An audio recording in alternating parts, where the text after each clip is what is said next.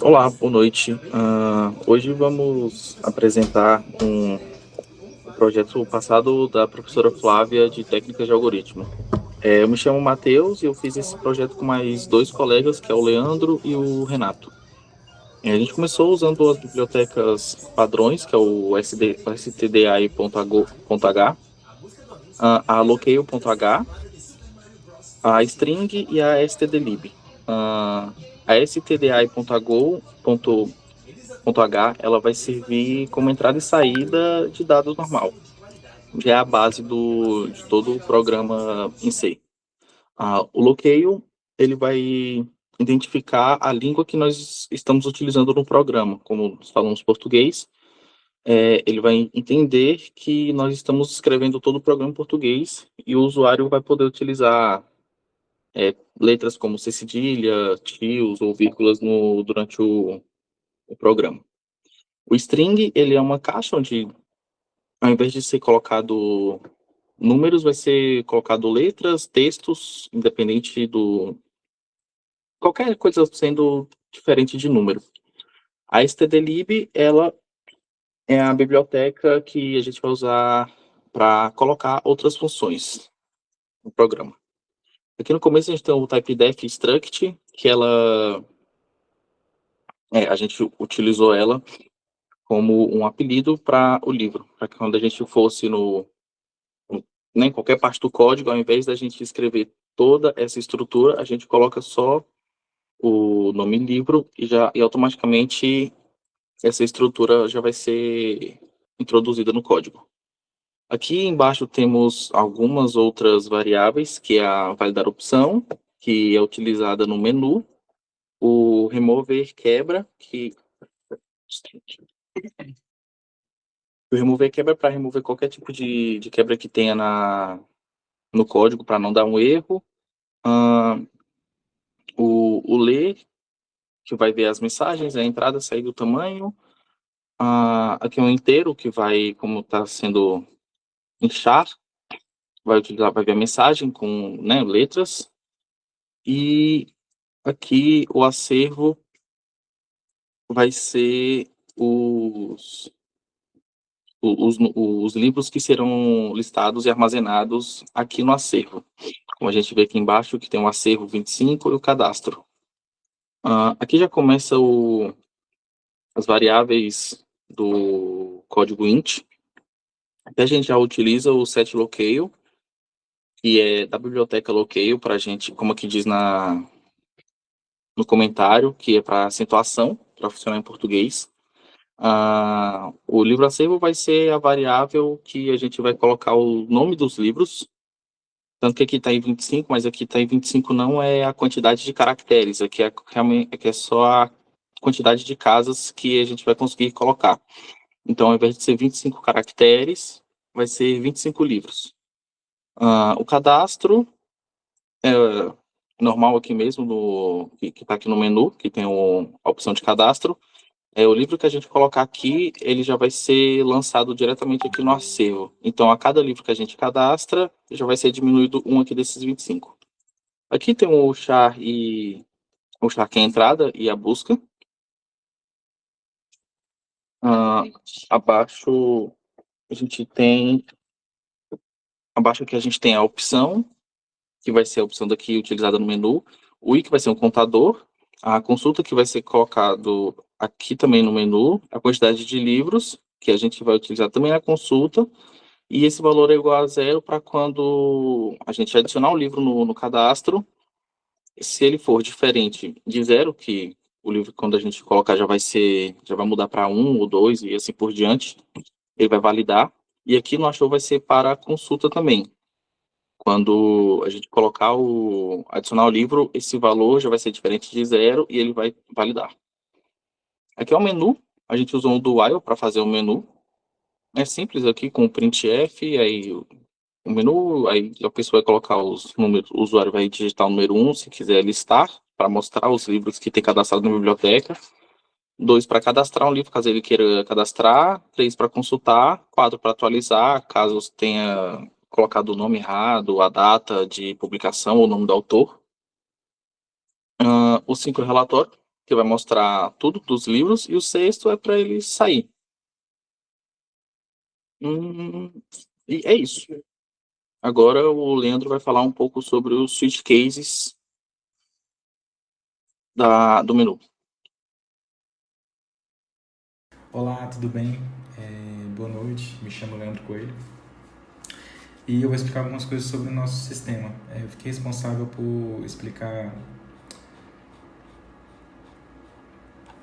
o início do nosso switch case.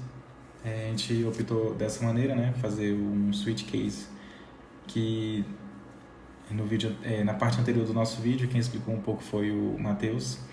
E eu vou falar que a gente começa usando aqui, no caso, o switch opção, né?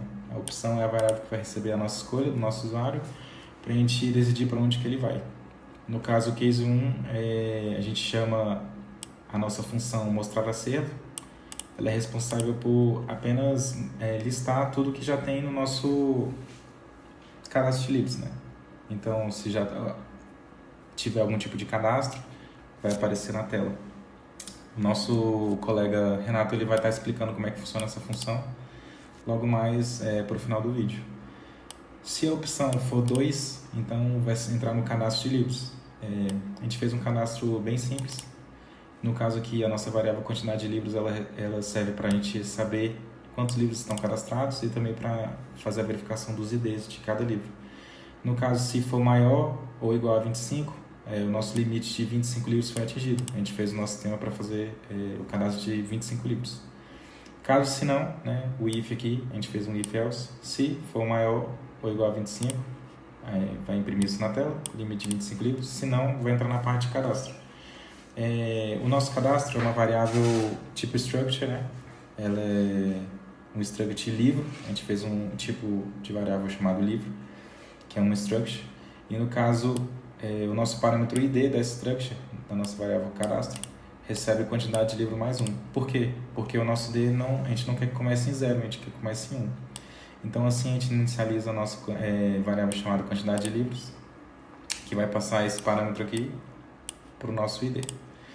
A nossa função layString, que o nosso, como disse, nosso colega Renato vai estar explicando todas as funções mais para frente, vai receber o parâmetro título da nossa variável cadastro, que é uma struct do tipo livro, do tamanho justamente do cadastro.título, né? E assim vai estar salvando isso. E o que acontece?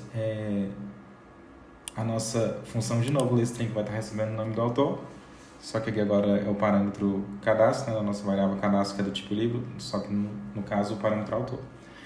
Cadastro ano, também de novo aqui, mais uma vez a nossa variável tipo livro, né, que é uma struct, como eu disse.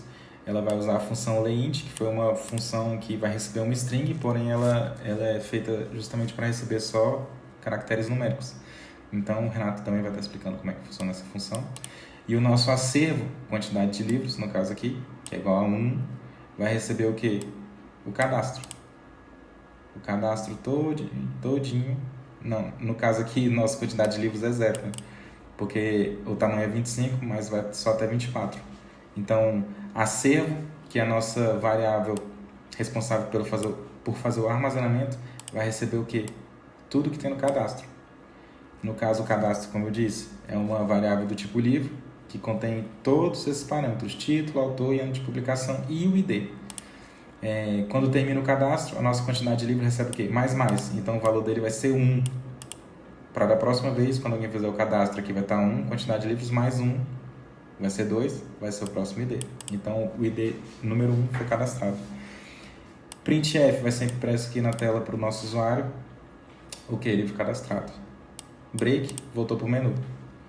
Quando volta para o menu, a gente chega na nossa terceira opção, que é o quê? Consulta. A consulta a gente usa aqui a quantidade de livro. Se for igual a 0, quer dizer que ainda não houve nenhum tipo de cadastro, vai ser impresso o quê? Para o nosso usuário, não há nenhum livro para consultar. Aqui, se for diferente de 0, a gente vai entrar no menu de consulta.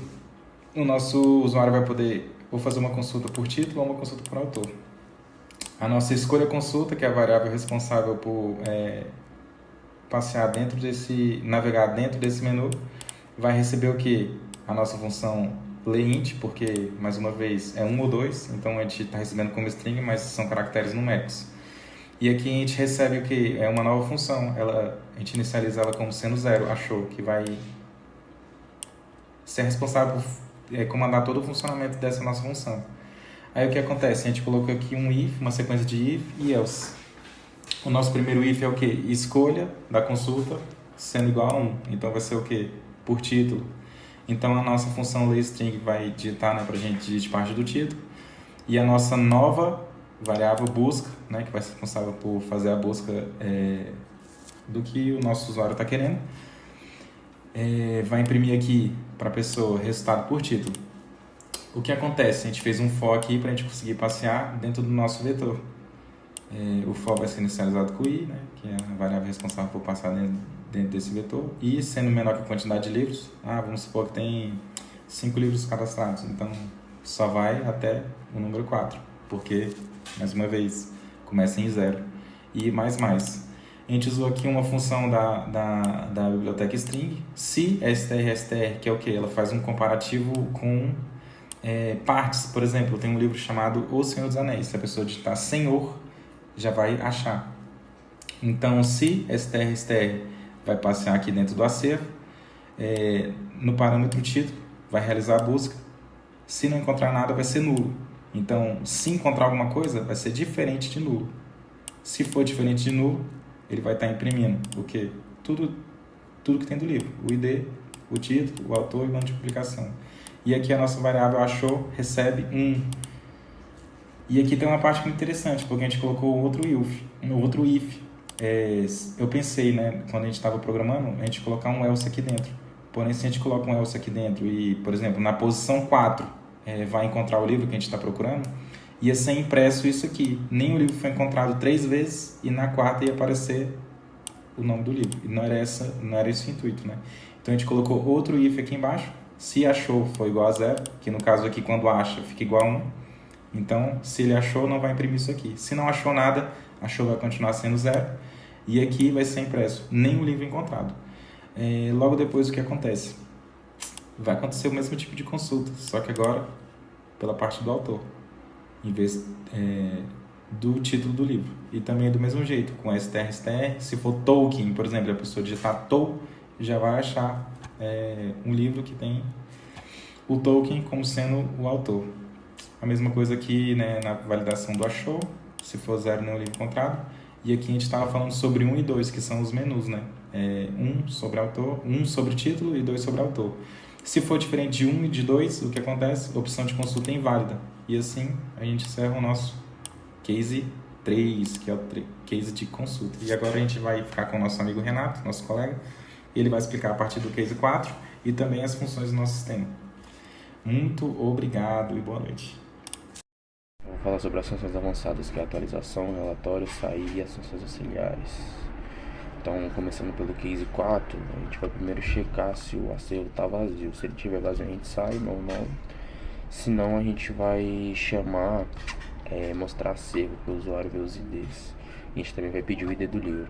Então, para a gente conseguir encontrar o índice, a gente vai iniciar a variável com -1 e usamos um for para varrer o acervo.